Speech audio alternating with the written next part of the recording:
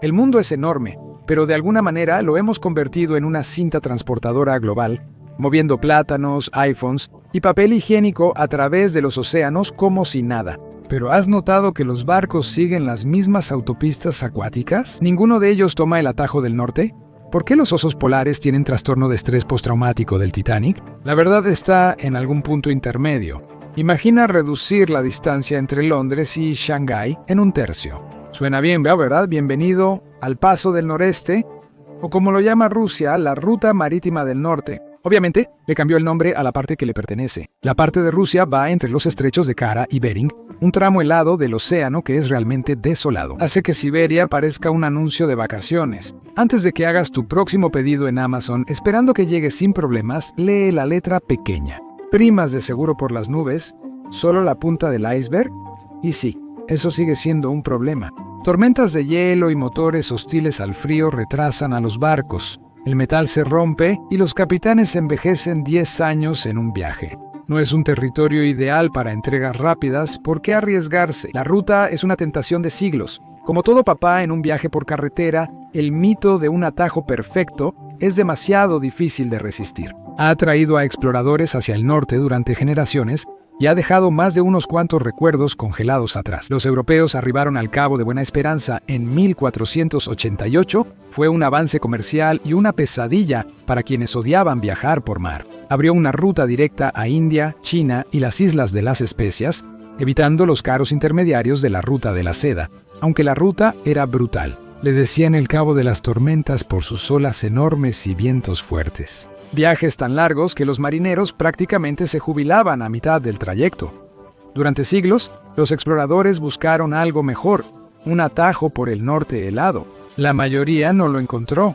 La mayoría no regresó, decía el mapa. Aquí hay dragones, añadía el Ártico. Trae un abrigo. Nadie logró cruzar el Paso del Noroeste. No fue hasta 1903. Fue entonces cuando el explorador noruego Roald Amundsen decidió que tenía un deseo de muerte. Le tomó 3 años difíciles. La mayoría no puede comprometerse tanto tiempo a un gimnasio. El hielo era espeso, la ruta era peor, y el Ártico no precisamente les dio la bienvenida. Rusia vio su oportunidad gracias a su experiencia en el Ártico y la mayor cantidad de casos de congelación. Giró hacia el este, hacia el Paso del Noreste. Los primeros viajes demostraron que era posible hacerlo. A finales de 1500 exploradores se adentraban al norte, cartografiando territorios y dejando sus nombres en la historia. Pero el optimismo no duró mucho. Al igual que el Paso del Noroeste, esta ruta es pura miseria, un calvario de tormentas de hielo y arrepentimiento. Rusia, por su parte, apuntaba a algo mayor: Siberia. Se retiró, cerró la puerta y conservó la bola de nieve para sí. Un adelanto de lo que está por venir. En 1600, Rusia era muy posesiva con su frontera ártica y temía a los rivales en Siberia. Cerró la puerta a los exploradores extranjeros, pero alguien aún tenía que cartografiar el lugar. Aquí entran los cosacos, duros, tercos y quizá arrepentidos de sus decisiones. La ruta era técnicamente posible, pero también miserable. Saltemos un par de siglos adelante. En 1878, el explorador finlandés y pasante ruso Adolf Erik Nordenskjöld logró cruzar en la expedición Vega. Fue el primer cruce completo del Paso del Noreste, aunque no fue precisamente un viaje tranquilo, ya que su barco quedó congelado durante casi un año. Como ese burrito olvidado en mi congelador. Cuando el Vega finalmente se liberó y llegó a aguas abiertas, ya no necesitaba rodear África. El atajo y el sufrimiento eran reales, pero también la competencia. Hace solo 20 años, el Canal de Suez se inauguró con gran fanfarria mundial. Era un truco para el comercio global. No había necesidad de atravesar capas de hielo, ni de arriesgar el casco de tu barco, o tu vida dando la vuelta por África. Hablemos de números. Transportas petróleo o gas del Golfo Pérsico al norte de Europa. Una elección valiente. Y oye, no te estoy juzgando, yo hago videos para internet. Pero si eres el capitán y eliges la ruta del Cabo de Buena Esperanza, tu tripulación va a tener opiniones. Los educados esperarán hasta que salgas del puente. De los demás los vas a escuchar. Esa ruta de más de 13,000 millas alrededor de África, con tormentas, piratas y muchísimo calor, es lo mejor del océano. Los barcos modernos pueden atravesarlo en unos 24 días en la época de Nordenskjöld. Pasa meses aburrido y notas poco a poco que el océano te odia, pero si el barco pasaba por el canal de Suez, le quitabas 5.500 millas y 10 días completos. Esa es la diferencia entre un viaje y unas vacaciones. La tripulación del Vega logró una gran hazaña de navegación en el momento equivocado. Unas décadas antes habrían sido héroes. Para finales de 1800 solo ganadores de trofeos de participación. Su atajo helado ya era obsoleto. El canal de Suez había cambiado las reglas. ¿Por qué luchar contra el hielo cuando podías cruzar Egipto y broncearte? Y luego empeoró. En 1914 apareció un nuevo canal, esta vez en Panamá. Antes de eso, los barcos tenían que enfrentarse a algo incluso peor que el Cabo de Buena Esperanza, la venganza de Sudamérica, Cabo de Hornos. Un viejo dicho de la navegación a vela dice: bajo los 40 grados sur no hay ley, bajo los 50 no hay Dios. Cabo de Hornos, 55 grados sur, justo en medio de los furiosos 50, aquí los vientos no soplan, atacan. Cabo de Hornos promedia 51 millas por hora y 25 pies. En un buen día o uno malo, es mejor arriesgarte con un kraken. Pero los barcos ya no lo enfrentan. El canal de Panamá acortó la ruta de Nueva York a Los Ángeles, de 14.000 a 5.700 millas. La geografía fue hackeada, pero el avance costó vidas. Miles de trabajadores murieron excavando los canales, mientras los inversionistas se beneficiaban. Muchos fueron asesinados. Actualmente, el 15% del comercio mundial pasa por el canal de Suez, 5-6% por el de Panamá, y el 40% de los contenedores de Estados Unidos dependen de estos. Dos zanjas artificiales que mantienen como rehén a la economía mundial. Pero Rusia nunca dejó de mirar hacia el norte. El paso del noreste no estaba muerto, solo estaba criogénicamente congelado. Los canales no mataron el sueño, solo pusieron pausa y no sé si lo has notado, pero Moscú no es tan bueno dejando ir las cosas como lo es Suez. Una ruta ártica funcional lo cambiaría todo. Rutas cortas, combustible barato, más control, es como encontrar un nuevo truco para el planeta, excepto que está cubierto de hielo y de vez en cuando intenta matarte. Piensa en esto. De Murmansk, Rusia, a Yokohama, Japón, son unas 14.800 millas usando el canal de Suez, pero solo 6.600 millas por la ruta ártica. Un 449% de descuento, cortesía del barrio más peligroso de la madre naturaleza. Y se pone mejor o peor, según tu sentido de aventura. La ruta Japón-Europa alrededor de Rusia toma 10 días por Suez 22 por el Cabo 29, y el paso del noreste incluso viene con un sello ecológico. Menos millas, menos combustible, menos contaminación, los barcos pasan menos tiempo asfixiando al planeta, capitalismo ecológico, el mejor tipo. Pero la ruta del Mar del Norte no es un atajo mágico. Si te vas demasiado al sur, deja de valer la pena. Un viaje a Shanghái solo te ahorraría 2 días comparado con el de Suez a Singapur. No se ahorra nada de tiempo. Al hielo no le importa tu horario de envíos. Pero evitar el canal de Suez no solo se trata de ahorrar tiempo en el mar, se trata de tener opciones, especialmente cuando todos los demás están atrapados en la fila. En 2021, el Ever Given hizo la peor maniobra de estacionamiento en paralelo del mundo. Los fuertes vientos empujaron el barco de lado en el canal de Suez, y al ser tan grande, bloqueó todo el tráfico y causó un gran embotellamiento. Pero como estuvo, ya sabes, atascado en el agua durante 6 días, el comercio global se detuvo. Cientos de barcos quedaron varados esperando, y algunos tuvieron que retroceder y navegar por el Cabo de Buena Esperanza. Como en 1699, para cuando el barco se liberó y el capitán actualizó su página de LinkedIn, el daño ya estaba hecho. El costo para la economía global fue de $400 millones por hora. En algún lugar, un contador lloró. Luego llegó 2023.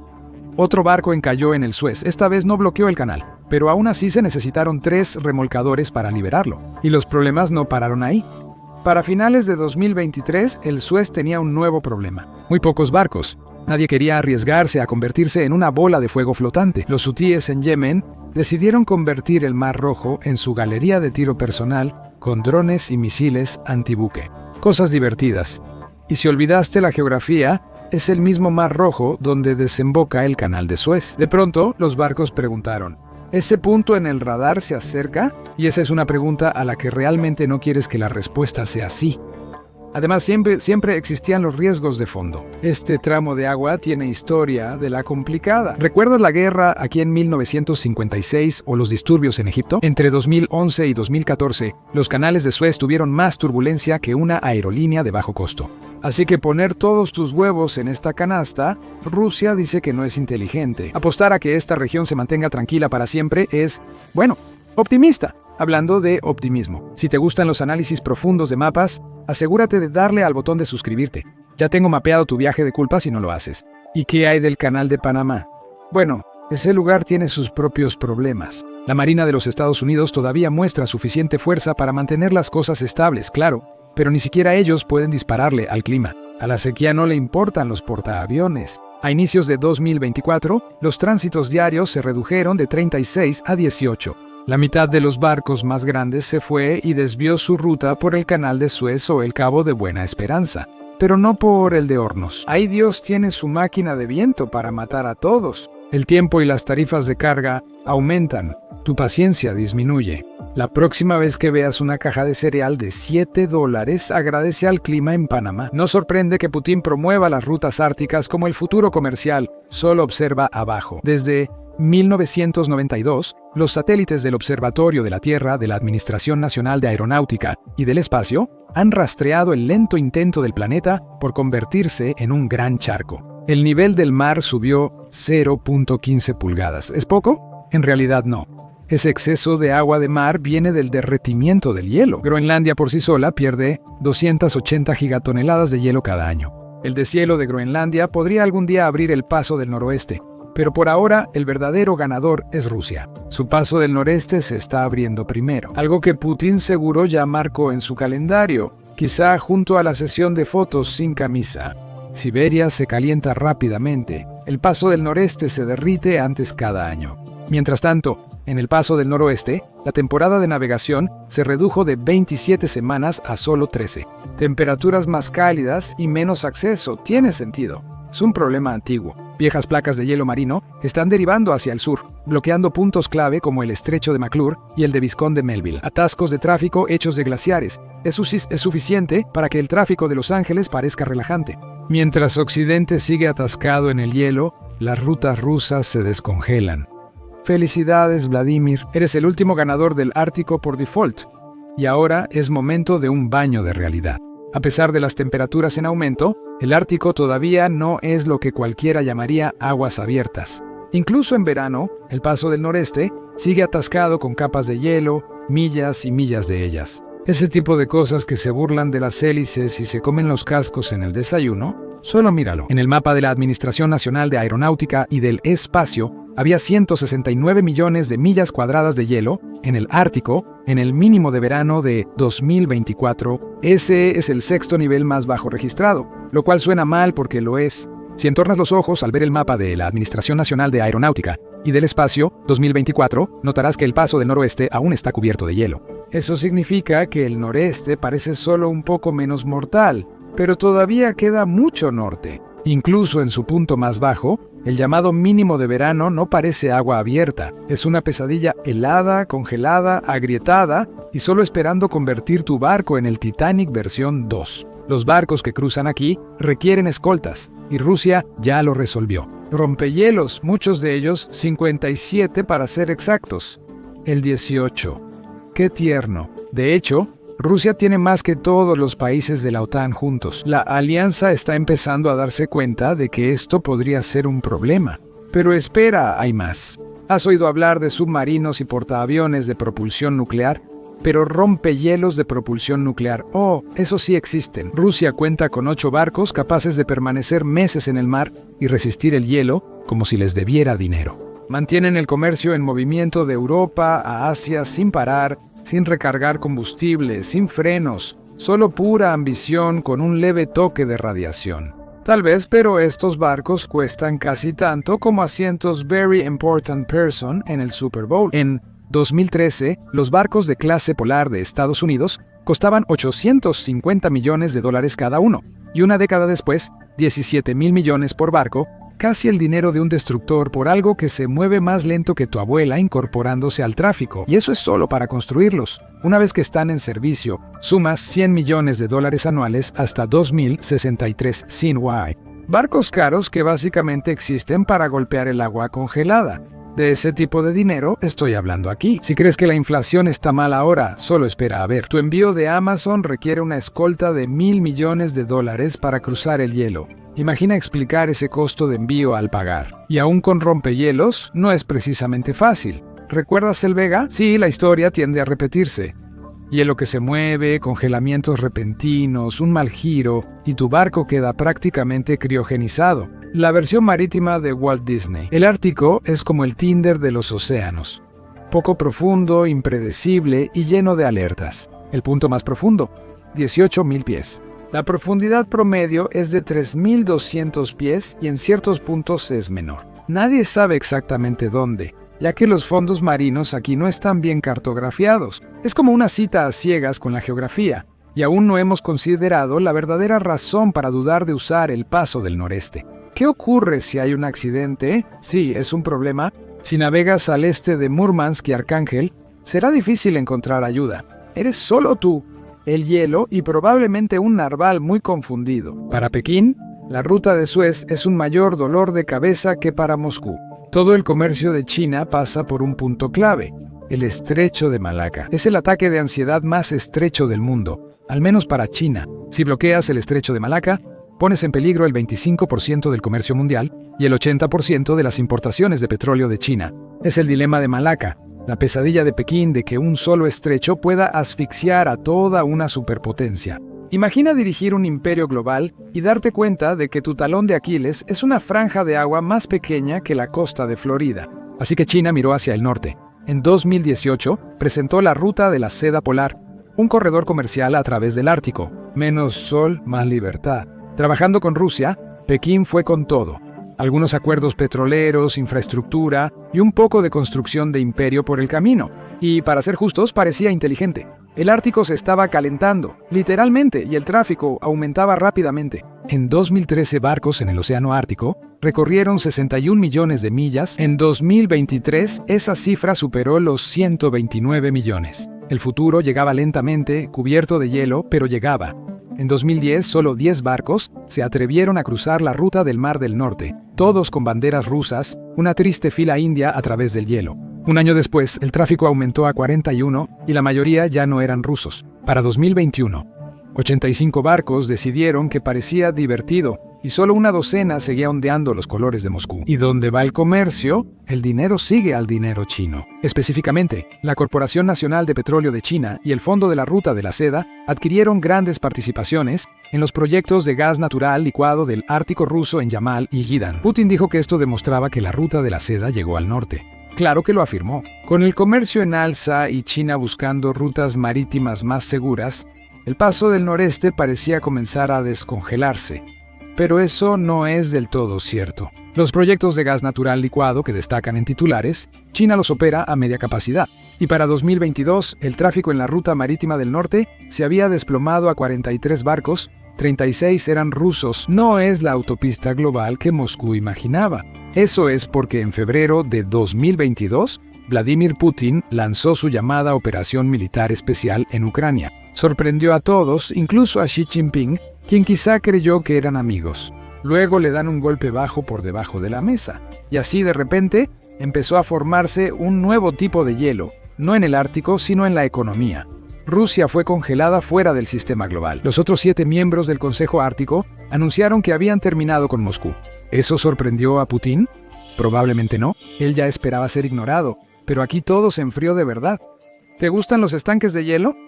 No importa, sigo. Putin acumulaba sanciones como tarjetas coleccionables. Luego llegó noviembre de 2023 y Estados Unidos apuntó su cañón de sanciones directamente a Rusia. En la mira, el proyecto de gas natural licuado de $20.000 millones en Gidan. De repente quedó paralizado, así que China jugó a dos bandos. Como siempre, cuando el hielo se rompe, quieres un bote cerca.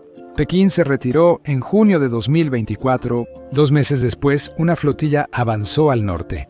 Sin prensa ni pausa, bajo un manto invisible. Los barcos chinos impulsaron el tráfico ártico a un récord de 379 millones de toneladas solo, 16 millones más que en 2023. Eso es más bien un error de redondeo, pero al menos récord suena impresionante en un titular. Y aún así quedó muy lejos del gran objetivo de Putin de 80 millones de toneladas. Ni siquiera llegaron a la mitad. La superautopista ártica parece más bien un camino de tierra congelado. A pesar de todas las promesas y parte del dinero, la infraestructura no ha surgido exactamente del hielo. No hay puertos, centros de reabastecimiento, ni bases de rescate, nada. Ni siquiera podrías llamarlo sistema. Si un barco termina como el Vega, está solo, rodeado de hielo y arrepentimiento. Y eso no va a cambiar pronto. No puedes hacerlo en secreto. Construir puertos e infraestructura deja huella. Y para China, eso implica arriesgarse a sanciones de Occidente. ¿Y después? ¿Vender autos eléctricos a Rusia? Buena suerte. Por mucho que China se preocupe por el dilema de Malaca, las sanciones de Occidente serían mucho peores. Apostar todo al paso del Mar del Norte ahora es como pedirle a un niño resolver la tarea de matemáticas de Stephen Hawking, ambicioso, adorable y destinado al fracaso. China cerró el 2024 con un superávit comercial récord de casi $1 billón. Xi Jinping busca reducirlo y cambiar a una economía basada en el consumo. Es una decisión inteligente. Si más chinos compran productos chinos, el partido ahora respira tranquilo, teme menos sanciones y puede plantar banderas discretamente en la ruta del Mar del Norte. Pero hay un problema. La clase media de Pekín no está lista para financiar un experimento en aguas congeladas. No mientras Putin siga jugando a la guerra en Ucrania, aunque la guerra termine, el control del paso del noreste seguirá en manos de Moscú. Eso ya es razón suficiente para que el transporte marítimo mundial se mantenga alejado. Porque si el Ártico alguna vez llega a abrirse, lo primero que verás no será una oportunidad, será una caseta de peaje rusa. El Ártico se derrite tan rápido que podría no tener hielo en 2050, hecho inédito en 150.000 años. En ese entonces, los neandertales todavía andaban por ahí. Ha habido hielo en el Ártico desde antes de que los primeros bancos prehistóricos marcaran las paredes de las cavernas. Pero cuando los científicos dicen sin hielo, en realidad quieren decir menos hielo. Por un tiempo, solo en verano. El resto del año sigue congelado y es el peor destino de cruceros, salvo para pingüinos. Así que, aunque el cambio climático empeore, esas rutas árticas no estarán abiertas por mucho tiempo. Y esos rompehielos no se pagan solos. Alguien tiene que cubrir la cuenta. En Canadá, los barcos pagan casi $2.700 por tránsito.